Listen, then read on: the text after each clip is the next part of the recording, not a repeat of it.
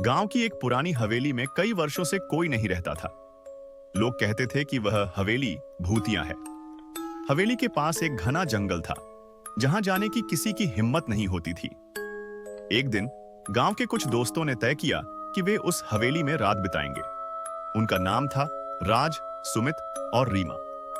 रात का समय था जब वे हवेली के दरवाजे पर पहुंचे। हवेली की दरवाजे की खिड़कियां बंद थीं और हवेली के चारों ओर अंधेरा छाया हुआ था। राज ने हिम्मत जुटाते हुए दरवाजा खोला। दरवाजा खुलते ही एक सड़ी गली गंध ने उनका स्वागत किया। अंदर घुसते ही वे सभी एक दूसरे की तरफ देख रहे थे, लेकिन हिम्मत जुटाकर वे अंदर चले गए। हवेली के अंदर का दृश्य डरावना था। दीवारों पर मटमैले रंग की पेंटिंग्स थी और फर्श पर धूल की एक मोटी परत थी। अचानक सुमित ने कहा, क्या तुम लोगों को ऐसा नहीं लगता कि हमें यहां से निकल जाना चाहिए? लेकिन राज ने हंसते हुए कहा, अरे डरने की क्या बात है, ये सब बस कहानियां हैं। जब वे आगे बढ़े तो रीमा ने अचानक एक आवाज सुनी, मदद करो। सब चौंक गए। रीमा ने कहा, क्या तुमने सुनी?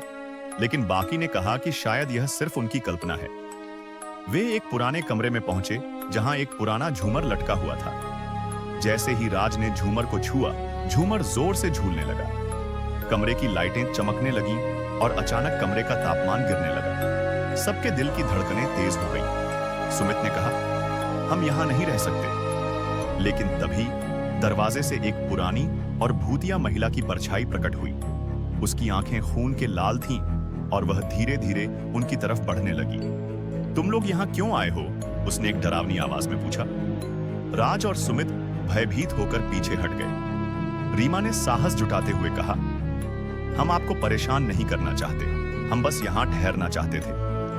महिला ने कहा, यहां रहना तो तुम्हारी सबसे बड़ी गलती है। वह अचानक उनकी तरफ बढ़ी और सभी को एक अंधेरे कोने में खींच लिया। वे सब चीखने लगे, लेकिन उनकी आवाजें हवेली के भीतर खो गईं। फिर एक जोरदार धमाका हुआ और सब कुछ अंधेरे में खो गया।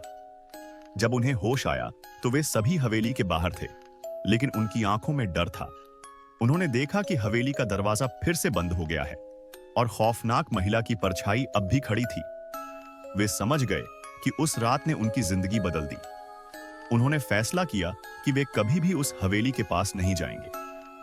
गांव के लोग अब भी उस हवेली के बारे में बातें करते हैं, लेकिन राज, सुमित और रीमा हमेशा याद रखते हैं कि कुछ चीजें खतरनाक होती हैं और कभी-कभी डर के आगे जीतने की कोशिश नहीं करनी चाहिए।